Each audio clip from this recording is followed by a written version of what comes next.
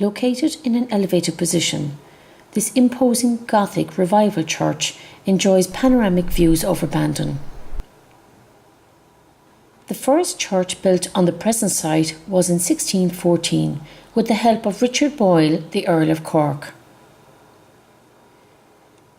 In 1846 it was decided to construct a new building.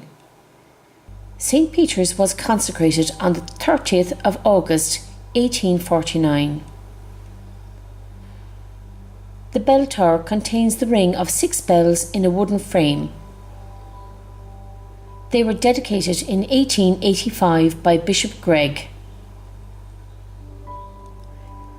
On Sunday mornings, the bells can be heard calling people to service. On Tuesday nights, the bell ringers gathered to practice.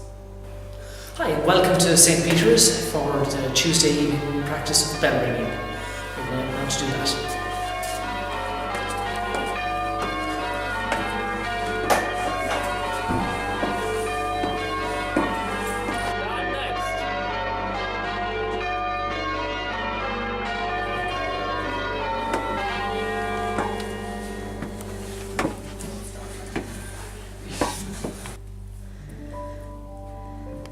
We've 6 bells here, and they ring. The rounds is where you ring 1, 2, 3, 4, 5, 6 in that order. We call changes. Then we call the bells to swap their positions. So we can call, say, 2 would swap with 3. In which case 2 would ring a little slower and 3 would ring a little faster, and that would mean they just you change the pattern or the tune, for want of a better word, and you can go through that. Then there are methods, which basically is where we know where we're going. And so the one I've in my hand here is Grandsire, and it's a set of 30 changes where none of them are repeated, where all the bells are moving all the time. In doubles here, except the 6, the tenor, keeps a steady pace, just to keep us in line, basically. If you there are methods. Then you can get additions. You can get to the Grandsire by calling bobs, and singles are tweaks to this thing, where you can get up to 120 changes with the 5 bells. That's mathematically the most, all the changes you can do without repeating any. I think that's probably it. Well, I live right next door to St. Peter's Church in Bandon, so I've been listening to the bells my whole life. I was born in St. Philomena's nursing home, which is just in front of St. Peter's, and I have always thought in my head I was probably born when the bells were ringing, because when I left the hospital I just rounded the corner up home where I lived my whole life, and so I've been listening to the bells my whole life. We practice on Tuesday evenings from 7:30 until 9 o'clock, every Tuesday evening, and we ring every Sunday, or most Sunday mornings, if we have enough people to ring. There are 6 bells in Bandon, so if there are 6 people available, we would ring just before service, from 11 to 11:30. Yeah.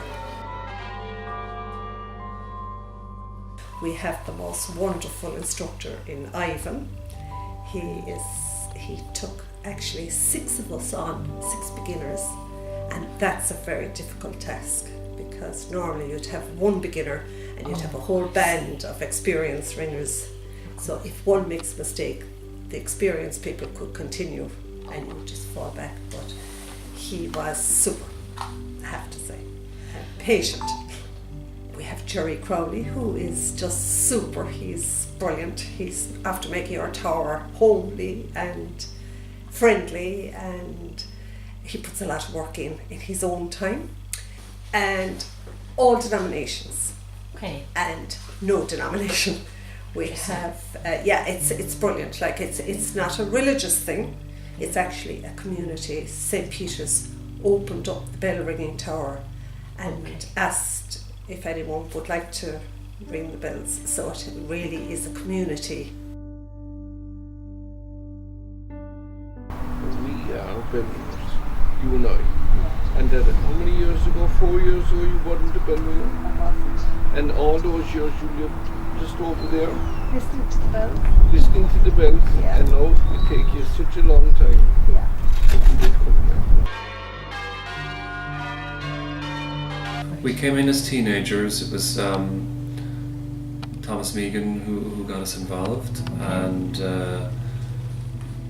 you know, some of us really took to it. Bill Appleby came in at the same time, and he's still ringing as well. Leonard Good is still ringing. So there was two men in particular, Dick Good and Willie Burns, who had been part of a team since the late 50s.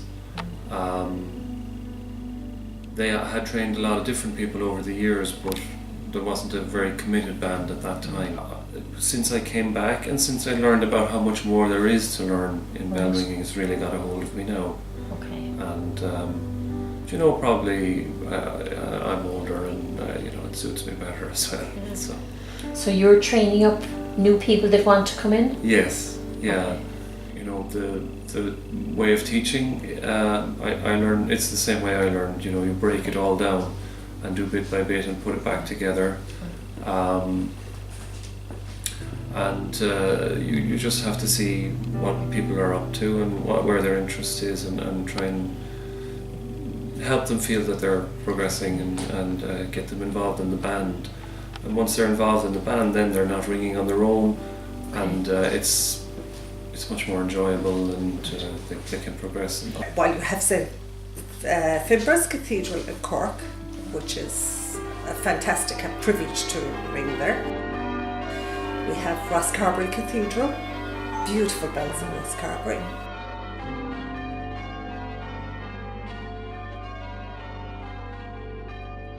We have Skibbereen, which have lighter bells, beautiful place to ring as well. And Bandon. So we have 4 towers from Cork and West Cork.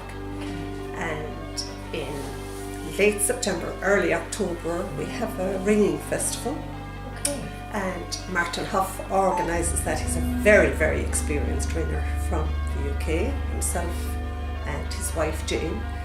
They have helped Ivan to train us up, and he organises this festival every year.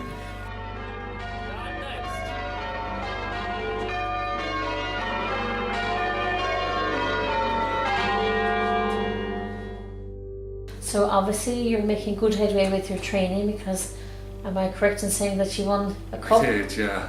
The last time Bandon won that trophy was 1976, so 40 years. Wow. And it would have been, you know, Dick Good and Willie Burns that taught me that was the last time they won it. Wonderful. You know, they were really at their peak in the sort of 58 to 62, 63. They were the best team in the country at that stage. You know, we're not at that level, but we've come a long way, yeah.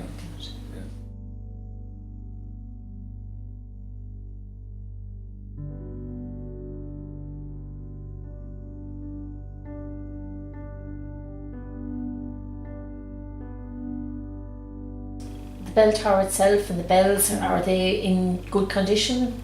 Or? They're okay, you know. The bells have had bits of upgrading work done to them over the years, but essentially most of what's there is what was put in 1885. And you know, the bells, the big they're fitted onto a big wooden beam. Each bell has a sort of wooden beam on top of it that it's attached to. Okay. They're called the headstocks. That's all the same. The frame that everything hangs in. Now, you know, there have been improvements over the years, but we think that now is a good time, when there's a bit of momentum behind us and a good group there. Yes. That it's time to consider giving them an overhaul again. Okay. So that might involve putting in a new frame and new headstocks, and you know, they'll be the same bells. Yes. They'll sound the same, but they'll be easier to ring, and they'll strike better. Well, the first thing is to improve the safety of accessing the bells. Okay, you've been up there.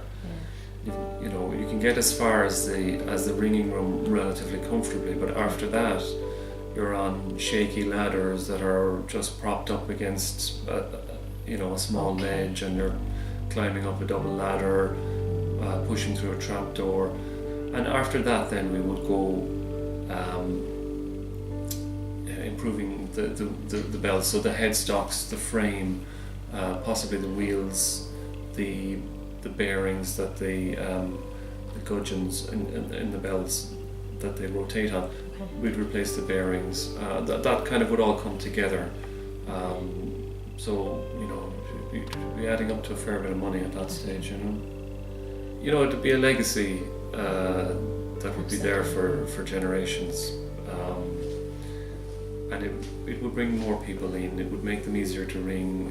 It would be a good news story for the church, for the community. One thing about fundraising is it puts you out into the public, and that's something that in the last few years we've been very keen to do. That we see this as a community endeavour. We clearly it is connected to the church, and we ring on Sundays, but we're much broader than that in terms of the group we have and the level of interest. It's a hobby, but it's also something that can be part of the community.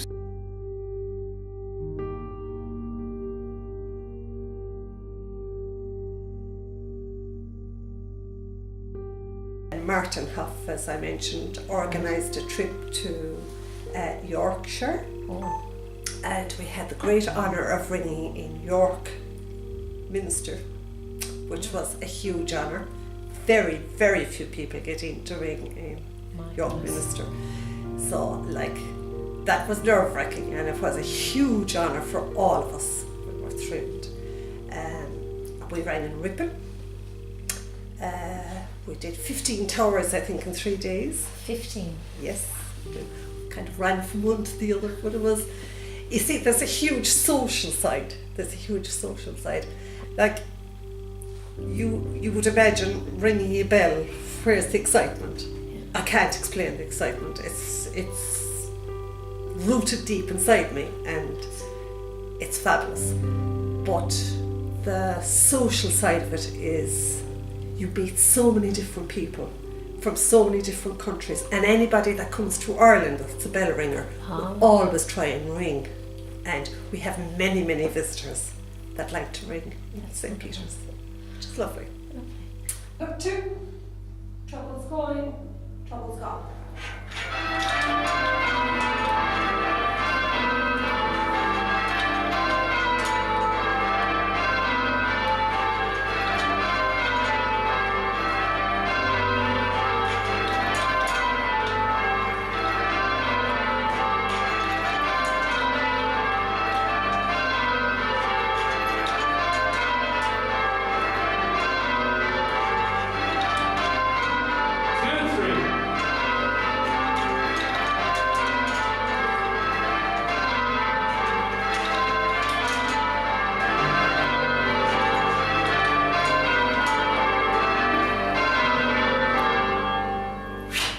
Well